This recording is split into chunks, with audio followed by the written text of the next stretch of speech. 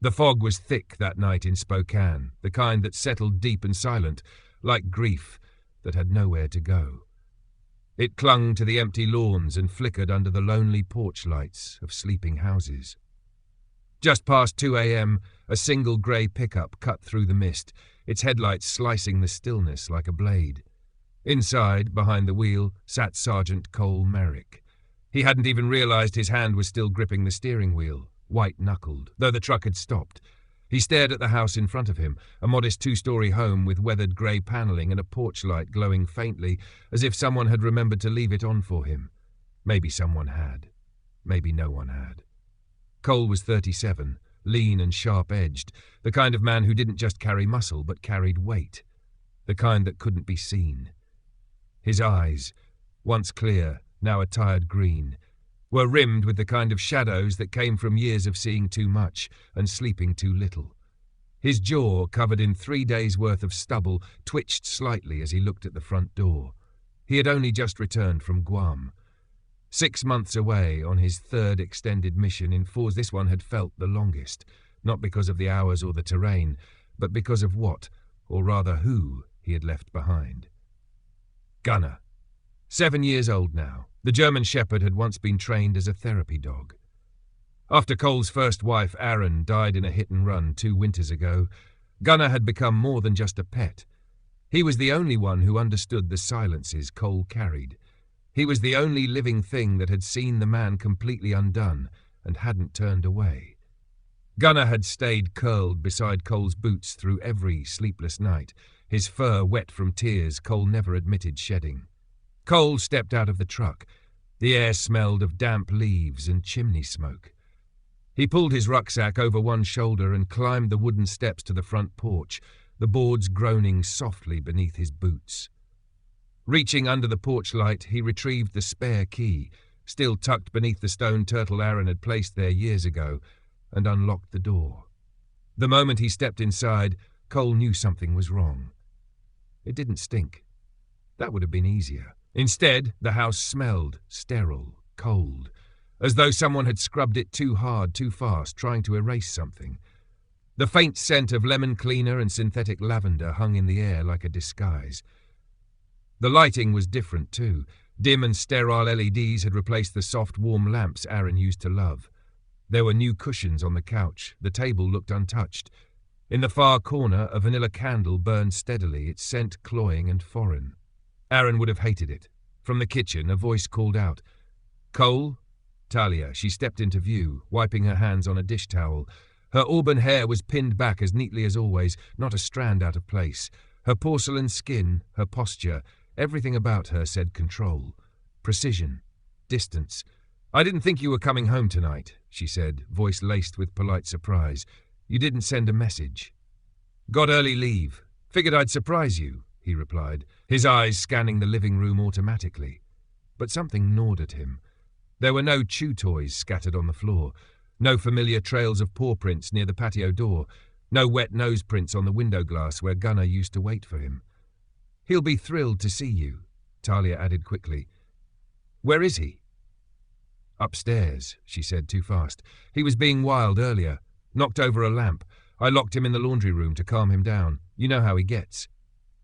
Cole didn't answer. He was already moving, the stairs creaking under his boots. He didn't call for Gunner. He didn't need to. He could feel something was wrong. At the end of the hallway, behind a closed door, he heard it. A sound so soft it nearly went unnoticed. Not a bark. Not even a whine. It was more like a trembling breath caught in the throat. He reached for the doorknob. Locked. Cole's jaw clenched. He stepped back and drove his boot hard into the door just below the handle. It gave way with a crack. What hit him next wasn't sight but smell, a sharp, bitter stench of mildew and something worse. Damp fur, rotting blankets, fear. He switched on his phone flashlight. The beam cut across the small room and landed on a figure curled tightly in the corner. Gunner. His ribs were visible even in the low light, his fur matted in patches, his eyes wide but vacant. Around his neck was a raw ring of red, irritation, infection, maybe worse. The dog didn't move, didn't lift his head, just stared. "Gunner," Cole whispered, dropping to his knees. At the sound of his voice, the dog lifted his head, barely. One paw shifted. That was all. but it was enough. Cole reached out slowly, brushing his hand along Gunner's flank. The fur twitched under his touch but didn't pull away. It felt coarse, dirty. There were no open wounds, but the damage was still clear. The missing patches of hair, the tremble in his hind legs, the stillness in his body. "What the hell happened?" Cole murmured. Behind him, Talia stood in the doorway, arms crossed. "I told you, he got wild, scratched at the door for hours, knocked things over. He's been acting out lately." Cole said nothing. He cradled Gunner carefully, the dog groaning low as one leg dangled limp. He needed a vet. That much was obvious. "It's late," Talia said, frowning. "I'll take him in the morning." Cole's voice was calm, but it held the tone of command, the kind that left no room for argument. "No, he's going now." He carried Gunner downstairs and laid him on a blanket by the fireplace, sat beside him, rested his hand gently on his side. There were no food bowls in the kitchen, no leash on the hook, no dog food in the pantry. Even the dog door had been sealed shut with duct tape. Cole opened the fridge, kale, almond milk, berries, but not a single container of the soft food Gunner needed after his dental surgery last year. The house looked clean, perfect, but it wasn't a home anymore, not for Gunner, and maybe not for him. The next morning broke without sunlight. Spokane lay under a blanket of dull, oppressive grey. The mist hadn't lifted. It clung to the grass, the windows, the roof lines, like a warning too soft to be heard but too heavy to ignore. Cole Merrick hadn't slept. He'd sat beside the fireplace all night, unmoving, his hand resting gently on Gunner's side. The once proud shepherd lay curled on a blanket, his breathing shallow and ragged. Not once did he stir beyond a twitch or shift. His eyes, when they opened, didn't really see. They drifted aimlessly, occasionally landing on Cole before slipping away again, like they were searching for someone who no longer existed. Cole watched the slow rise and fall of Gunner's chest, the stutter in each breath, and wondered how much of the dog he'd known was still in there. The German shepherd, he remembered, had barked at wind chimes and chased squirrels with ridiculous confidence. He'd raced up the back fence to catch frisbees mid-air and flopped onto his back, demanding belly rubs like royalty. But this dog, this trembling shadow curled tight against the cold, was different, quiet, withdrawn, guarded. When Gunner let out a low, broken whimper, Cole reached over and scratched behind his ear, that familiar spot Aaron used to call his calm button. But Gunner didn't lean into it. He didn't shift. His ears didn't even twitch. Only his eyes moved, sliding toward Cole for half a second before drifting back to nothing. "You remember me, don't you, bud?" Cole whispered. He knew the dog heard him, but the silence in return was deafening.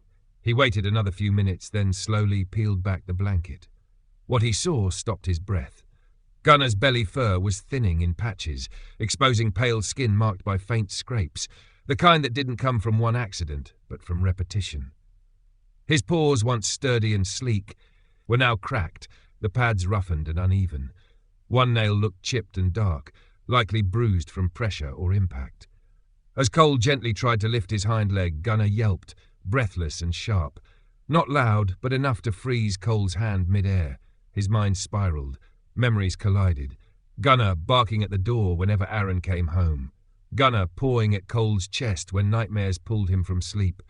Gunner waiting patiently at the truck's tailgate, ready to leap in without a command. Now he could barely lift his head, could barely move at all. And worse, he barely seemed to care.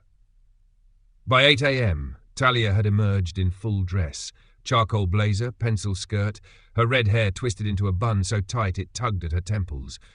She moved with the crisp efficiency of someone who refused disorder. She glanced once at the dog lying by the fire, then poured herself a glass of orange juice without a word. "I've got a full day at the clinic," she said coolly. "Don't wait for me." "Gunner's going to the vet," Cole said, not looking at her. Talia paused, only a beat. "Do what you think is best." Then she was gone, heels clicking down the hallway with military precision, the door closing behind her with a soft thud of detachment. Cole gently lifted Gunner again. The dog didn't resist, didn't react. His head lolled slightly against Cole's chest, his body warm but weightless, like a bundle of old blankets filled with breath and nothing more. The clinic sat tucked between a bakery and a shuttered hardware store, a squat, one-story building with a worn sign that read, "Dr. Teresa Holt, DVM, compassionate care for all creatures. Cole had been here countless times with Aaron and Gunnar. Teresa had been the one who first signed off on Gunnar's therapy certification. She'd joked once that he was the only shepherd she'd ever met who feared a vacuum more than thunder. Today her smile died the moment she saw them. "What happened?" she asked, her voice urgent as she ushered them into the back room. "He's not himself," Cole replied. "Something's wrong." Teresa's assistant, Javier, a lanky kid with kind eyes and nervous energy, helped lift Gunnar onto the metal table. The dog didn't resist, didn't flinch, just lay flat, tail still, eyes glazed. Teresa's examination was methodical, but gentle. Her fingers moved across Gunnar's limbs, pressing against joints, ribs, ears. She made soft noises as she worked, and none of them sounded reassuring. "He's definitely underweight," she muttered, "and these sores, they didn't happen overnight." She looked up. "How long were you gone?" 6 months, Cole said. "Talia said he just got rowdy recently. That's all I know." Teresa frowned. She slipped her stethoscope into place, listened to his chest. "Heart rate's normal, lungs sound okay, but this," she held up one of his paws, "this isn't from a few bad days. These pads are worn from pacing, a lot of pacing, on concrete or hard flooring, not carpet." Cole's stomach twisted. "Like he was in a kennel?" he asked. "Or a basement," Teresa added grimly. "Someplace small, hard, maybe both." She moved to the hind leg, the one that had made Gunnar flinch earlier, and pressed gently around the joint. "Inflammation," she said. "Could be from confinement, lack of movement. He's stiff, lethargic. But what worries me more," she looked directly at Cole, her voice lowering, "he's not responding to your voice the way he should, not like he used to." Cole swallowed. "No," he admitted, "not at all." "Dogs like Gunnar don't forget their people," Teresa said softly. "If he's pulling away, it's not confusion. It's fear." Javier looked down. He didn't say anything, but the sorrow in his eyes said everything. Teresa placed a clipboard on the counter. "Do you want me to document this?" "Yes," Cole said without hesitation. "Everything." She began writing, noting every observation in precise handwriting. Weight loss, behavioral withdrawal, suspected trauma, chronic stress indicators. She included the redness around his neck, the joint stiffness, the physical tremors. When she finished, she handed Cole the paperwork. "Bring him back in a week," she said. "If anything changes, anything, call me." "I will." She placed a hand on Cole's arm. "I've known you a long time. You've always been a good man. But this looks like someone failed him badly." Cole didn't answer. He lifted Gunnar carefully and walked back out into the cold. The sky had begun to spit rain, a quiet drizzle, like the world mourning silently. Golden leaves blew along the sidewalk like confetti from a parade no one had the heart to throw. Gunnar's head rested against Cole's chest. His eyes remained open, but he still didn't close them. He wasn't sleeping, he was waiting. By the time the fog began to thin over Spokane's weary streets, 2 days had passed since the vet visit. Cole Merrick stood at the back fence of his yard, his gloved hands resting on the splintered wood slats, eyes scanning the muted skyline. Behind him, Gunnar lay in a narrow patch of sunlight that had broken through the grey clouds, his head resting on his front paws, eyes closed but never quite asleep. Even now, every time a car door slammed across the street or a distant dog barked, his body tensed. Inside the house, silence stretched like a wire, tight, vibrating. Talia was once again at work. Randy, her 17-year-old nephew, hadn't come home the night before. Cole didn't ask where he was. Since his return, he'd barely exchanged 5 words with the boy. Randy was a puzzle that never made sense. Lanky and guarded, he moved with the permanent slouch of someone trying to disappear into his own shadow. His face, pale and sharp-angled, was usually half hidden beneath a hoodie, and his gaze, when it met yours at all, was distant, like it bounced off surfaces instead of sinking in. Since Cole had married Talia, Randy had occupied the spare room, always present but never involved. He mumbled polite nothings at dinner and disappeared behind earbuds, lurking in the basement or the garage, always where he didn't belong. Cole had chalked it up to typical teenage indifference, but now he wasn't so sure. He stepped inside, boots brushing over floors that felt colder than before. Gunnar followed at a slow limp, not close, but not far. There was something haunting about how the dog stayed in the room without looking directly at him, always present, never resting. Cole wandered through the hallway, eyes catching on forgotten corners of the house. Every detail now seemed important, like a potential clue. In the coat closet beneath the stairs, he paused. Gunnar used to curl up there back when Aaron was still alive. That little alcove had once held a thick blanket, a couple of chew toys, and his favourite companion, a scruffy old teddy bear with a missing eye. Cole hadn't seen that bear since he got home. He crouched and reached beneath the lowest shelf, feeling blindly through the shadows. His fingers brushed something soft. He reached deeper, heart-pounding, and pulled it free. The bear. It was worn and dirt-streaked, the belly seam split, stuffing poking through. The single-button eye that once hung loose was now completely gone. But it wasn't the condition that struck Cole cold. It was what he felt inside. A lump, not stuffing, not fluff, paper. He sat cross-legged on the living room floor and gently opened the bear's torn seam, careful not to tear it further. Inside were slips of folded paper, small, uneven, jagged-edged. They were wedged deep in the hollowed-out belly, hidden like confessions. He unfolded the first one. Too loud, can't breathe. The pencil marks were faint, shaky. The second note read, "Don't tell. They said bad dogs don't get homes." His hands trembled. The third note was even messier, the graphite smudged and near illegible. "I'm scared of the dark. I'm scared of her." Cole stared at the notes for a long time, the edges of the paper fluttering slightly in the breeze from the nearby vent. The handwriting was strange, uneven, like a child's, but it wasn't human. Not quite. Still, someone, or something, had gone to great lengths to say something no one had wanted to hear. His thoughts flew back to Gunnar's training. Aaron had once said he was like an emotional mirror, picking up on feelings before words ever surfaced. She used to joke he could write his own grief, with how he curled at the door the night her mother died. But this wasn't metaphor. These weren't guesses or symbolic gestures. These were messages. This was survival. That evening, as dusk fell in muted colours over the rooftops, Cole crossed the street to the small corner house belonging to Lorraine Fisher. She was in her early 70s, a retired teacher with silver hair always tucked behind her ears and the kind of lined face that bore decades of laughter and loss.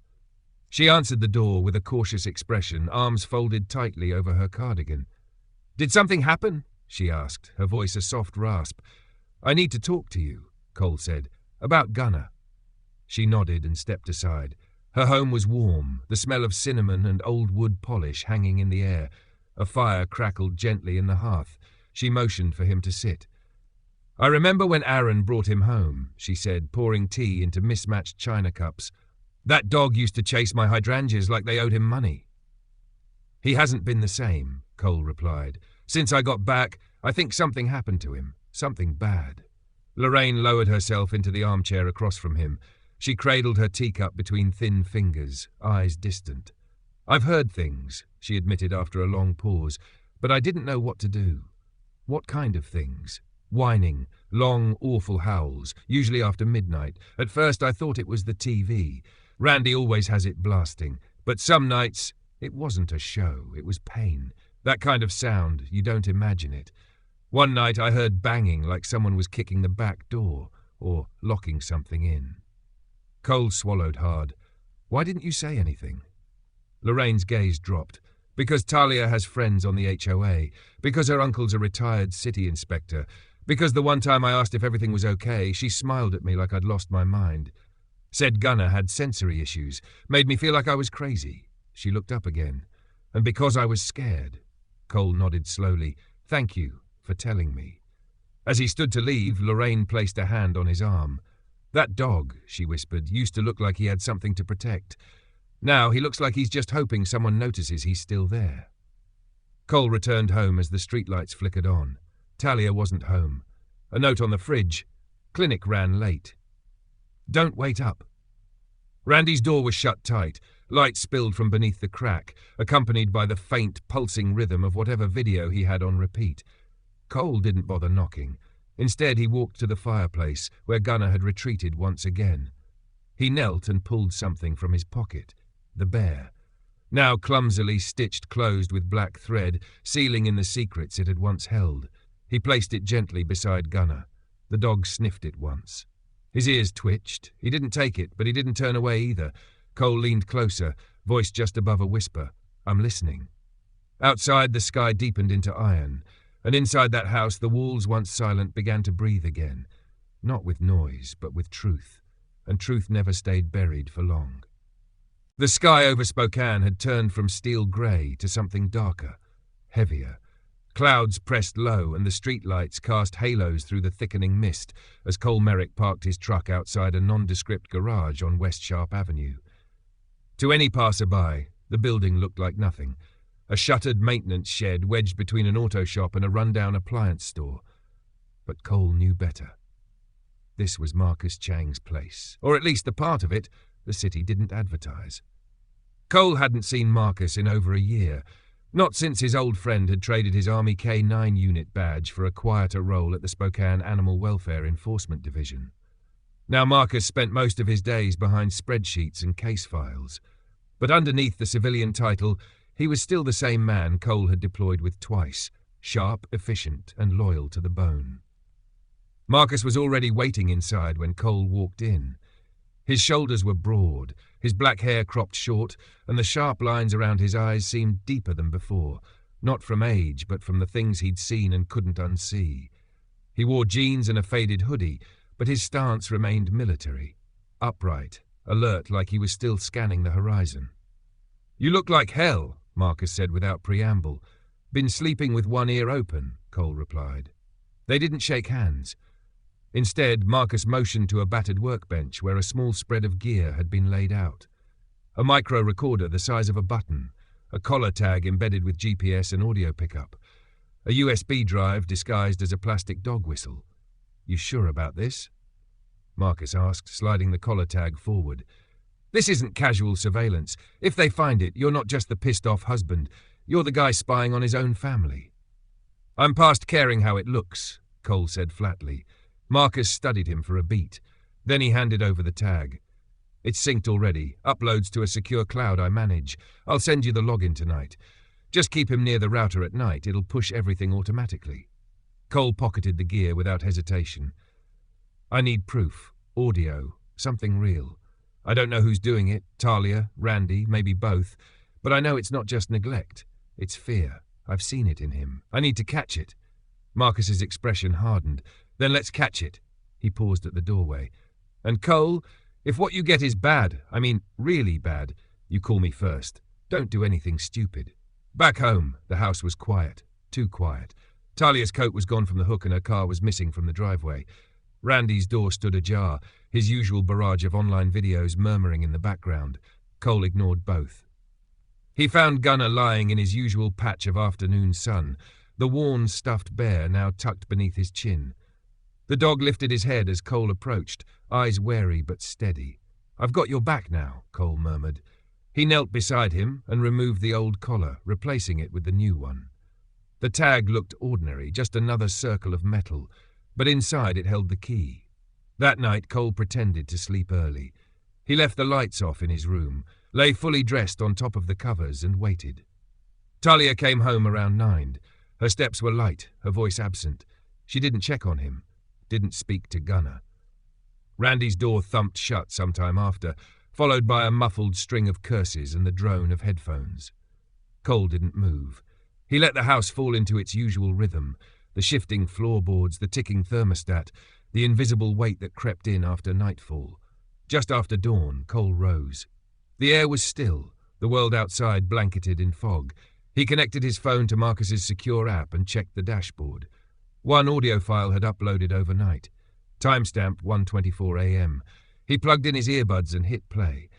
At first, just ambient noise, the distant hum of the refrigerator, a faint creak, wind rattling somewhere beyond the walls. Then a door opened, Randy's voice. "You better not scratch that damn door again." The tone was low, venomous. "Do it one more time, and I'll break your damn legs. You think anyone's going to miss you?" Silence. Then the dull, hollow thud of something hard, wood hitting flesh. A yelp followed, strangled, sharp. It was Gunnar. "You're just a mutt," Randy hissed. "A mutt with no one. You don't bark when I'm around, huh? 'Cause you know I'll shut you up." Another pause. Then Talia's voice, groggy and annoyed. "Why are you even talking to it? Just lock it back up. I told you that thing should have been put down after Aaron died." Cole's hands shook as he ripped the earbuds out. His stomach turned. The silence that followed the recording was worse than the violence itself, because now he knew. He stepped onto the porch and dialed Marcus. "I've got something," he said. On the other end, Marcus's voice dropped. "Bad?" "Worse than I thought. I'll review it. Keep everything running. Don't front them yet, not without a case number." Inside, Gunner had lifted his head slightly. Cole returned to him, knelt beside his side and placed a hand on his face. "No one's touching you again," he whispered.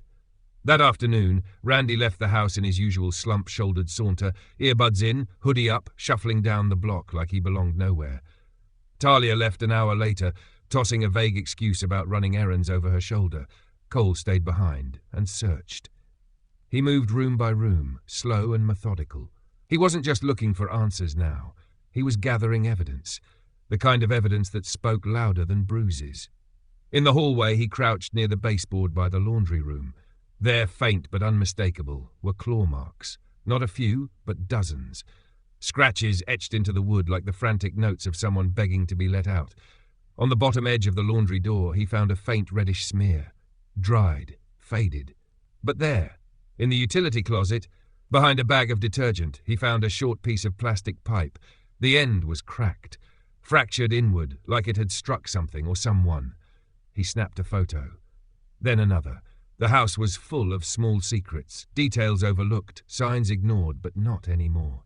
Cole stood still in the center of the room, staring at the walls. He had his witness. He had his evidence. And now he had a plan. The morning air was unusually still, as if the wind itself had stepped back to watch what was about to unfold. A pale winter sun hovered just above the horizon, casting streaks of dull gold through the icy breath of Spokane's suburbs. Cole Merrick stood at the edge of his driveway, eyes locked on the empty road ahead. His hands were buried deep in the pockets of a worn jacket, his jaw tight. He didn't blink when the first white vehicle rounded the corner. A truck from Spokane Animal Welfare Enforcement. Behind it, a dark SUV with county plates. This was it. From the truck stepped Marcus Chang, dressed in full uniform for the first time in years. His stance hadn't changed. Upright, composed, a wall of silent resolve. Behind him were two officers. Kelly Danvers, tall, sharp, known for her no-nonsense presence. Her navy jacket bore the department crest, her body camera blinking red beneath her collar. Next to her was Eli Navarro, younger, still learning the weight of silence in this kind of work. Clipboard in hand, jaw set, his every movement careful. Marcus gave Cole a firm nod. "Warrants clean. Emergency search and seizure. We move now." Cole opened the gate without a word. The front door was unlocked. They didn't knock. Marcus stepped in first, badge displayed on a lanyard around his neck. The others followed. Cole lingered behind them like a ghost, no longer sure if this was even his home. Inside, Randy was sprawled on the couch, controller in hand, one leg slung lazily over the armrest. He jumped upright the moment the uniforms entered. "What the—" "Step away from the couch," Officer Danvers ordered, her tone clipped and final. Randy's mouth opened, but before he could speak, Talia appeared from the kitchen. Her apron still hung from her waist, her lips parted in confusion. "What's going on?" she asked, eyes darting from the badges to the clipboard Navarro now raised. "This is an emergency enforcement," Navarro began, his voice formal. "Under Municipal Animal Welfare Statute 42-6, in response to documented signs of neglect and endangerment." "There's been some mistake," Talia cut in, her voice rising. "No mistake," Marcus said, cold and steady. "Where's the dog?" "He's sleeping," she said, stumbling over her words. "In the den." Danvers was already moving past her, professional and unshaken. Cole followed, every step pressing harder against the floor than the last.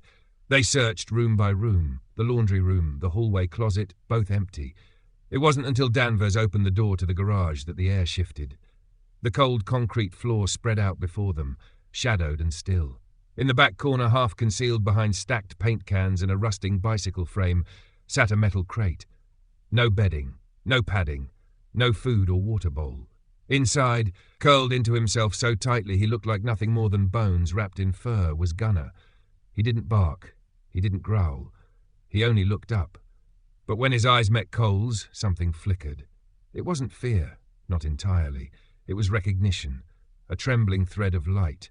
He wagged his tail once, slow, deliberate. Cole nearly collapsed. Danvers stepped forward, crouched beside the crate and unlatched it. "You're safe now," she said softly. Gunnar didn't rush out. He stood slowly, his limbs stiff from disuse.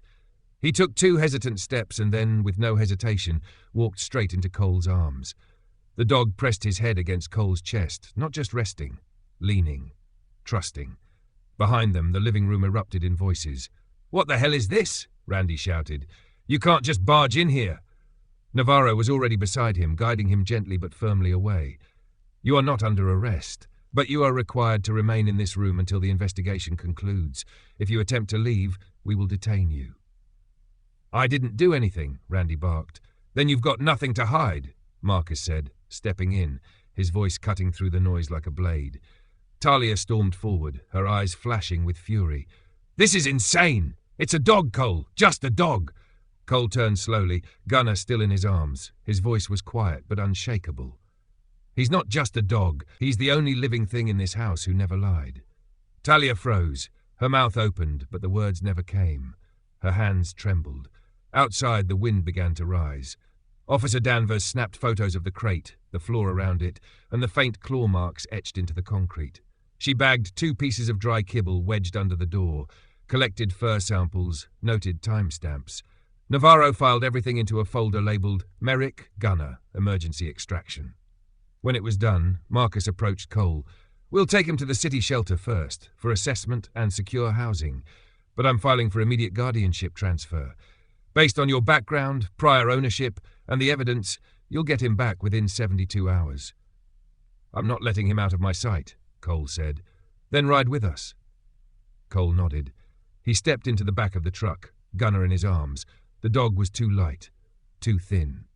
But his eyes were no longer drifting. They were steady, focused. His head rested against Cole's shoulder, and for the first time in weeks his eyes closed. Not from fear, from rest. The vehicle pulled away from the house. Gunnar let out a long, slow breath against Cole's neck, warm, quiet, alive. They didn't look back. The city's small animal trauma centre sat on the north side, nestled between tall trees and faded buildings. The sign above the porch read, Riverside Companion Recovery Centre. It didn't look like much from the outside, but the moment Cole stepped inside, he felt something shift. The walls were painted soft green. A small fountain trickled in the corner. The air smelled faintly of eucalyptus, not bleach. No barking, no shouting, just quiet. This place was made for healing. Gunnar was placed in a private enclosure. No cages, no noise, no closed doors. Just space, light, safety. His primary caregiver introduced herself as Meredith Chen. Late 40s, steady and grounded, with brown skin and dark eyes that seemed to hold the patience of someone who had waited for many broken things to trust her again. She wore flannel under her scrubs and kept a pouch of soft treats at her waist. "He's the quiet kind," she told Cole after the first few days. "Doesn't flinch at human hands anymore, but he's still on edge. Every time someone jingles keys or walks with heavy footsteps, his body tenses. That's not instinct, that's conditioning." "How's his appetite?" Cole asked. "Better, but he still waits, like he's not allowed to eat first." Cole swallowed the lump in his throat. "He doesn't need permission anymore." 10 days passed. The vet's assessments were filed. The behavior reports confirmed what everyone already knew. The trauma was real. The damage was deep, but Gunnar was healing. One afternoon, Meredith called Cole into her office. She slid a folder across the table. "Finalized," she said. "Transfer of guardianship, signed by the shelter board and the city." Cole stared at the signature at the bottom. His own. Stamped, certified, returned. "He's yours again." Cole didn't speak. He couldn't. He simply nodded and walked down the hall. That afternoon, Gunnar came home, but not to the house where the pain lived. Cole had found them a new one. A small cottage on the edge of Newman Lake. Quiet, untouched, no fences, no shadows. And for the first time in a long time, both man and dog stepped across a threshold not as survivors, but as something closer to whole. The cottage sat at the edge of Newman Lake, nestled between tall pine trees and the soft hum of wind that moved through them like whispers. The porch creaked underfoot, but it creaked with honesty, not neglect. The wood was weathered, but clean. The fireplace inside was old, built of stone and stubborn warmth. The floors carried the creaks of age, but no longer the weight of secrets. This was the place Cole Merrick had chosen for the next chapter. And this time, Gunnar was not just along for the ride, he was the reason for it. At first, the transition was slow. Gunnar stuck close, never more than a few feet from Cole's side. He didn't flinch anymore, but he didn't relax either. He followed Cole room to room, as if afraid that being left alone again might mean being forgotten. He didn't bolt when the front door opened, but he didn't go near it. Every slam, every metallic clink of a pan still made his ears twitch. Healing, as Cole learned, didn't happen with a single moment. It happened in inches. But each day something changed. Small things. On the third day, Gunnar ate without hesitation, licking the bowl clean, then carrying it to the living room like he had something to contribute. On the fifth, he wagged his tail when Cole came in from the porch. Not the full-body exuberance of the past, but a soft, steady thump against the floor, just enough to say, "I see you." On the seventh, he stretched out fully by the fireplace, no longer curled into the tight ball of survival. And in the mornings, he'd started resting by the window, watching birds dart between the trees while Cole brewed coffee behind him. Every morning, Cole poured 2 mugs, one for himself, one for the table, just in case. The courtroom proceedings back in the city moved quickly. The evidence left little room for argument. Audio recordings, photographs, veterinary assessments, even witness statements. Everything painted a picture of abuse too sustained to deny. Talia Lambert was sentenced to 3 years of court-mandated probation with weekly psychiatric treatment. She was banned from owning or working with animals in any capacity. Her reaction in court was muted, her eyes vacant, as if even she had stopped believing her own lies. Randy, still a minor, was placed under a juvenile correction order. He was assigned community service at a local animal rehabilitation centre and given a mandatory year of behavioural therapy. The court acknowledged his fractured upbringing, emotional neglect and exposure to long-term psychological trauma. It didn't excuse what he'd done, but it tried, at least, to prevent him from becoming someone worse. Cole didn't attend the sentencing in person.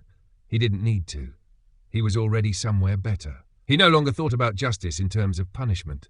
For him, justice had become simpler. It was the quiet sound of Gunnar snoring under a blanket, the soft click of paws on hardwood, the unspoken peace of knowing the worst was behind them. 3 months after Gunnar's return, Cole was sitting at the edge of the bed lacing his boots when he heard a shuffle behind him. Gunnar padded into the room, something clutched gently in his mouth. The bear. Old, faded, clumsily stitched. One eye missing, the other hanging slightly off-centre. Gunnar walked forward and placed it beside Cole's boots. Then he lay down quietly beside it. Cole stared at it for a moment, a lump rising in his throat.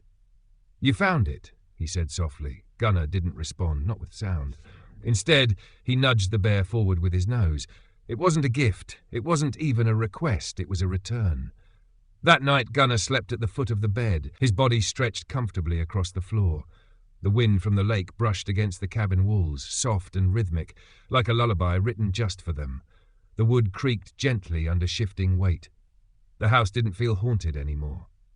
Just before Cole turned off the lamp, Gunnar lifted his head and stared at him. Their eyes locked. And then Gunnar gave a single, low bark. It wasn't loud. It wasn't fearful. It was full. It was breath. It was a statement. They were home. Sometimes healing doesn't come with a roar. It doesn't arrive with fireworks or applause or grand declarations. Sometimes it's quieter than breath. A twitch of a tail, a head resting in your lap, the weight of a life slowly remembered. Gunnar's story wasn't just about survival. It was about trust, shattered and rebuilt. Not all at once, but inch by inch, through patience, through stillness, through love that asked nothing and promised everything. Cole never gave up. And because of that, something sacred unfolded, something only grace could deliver.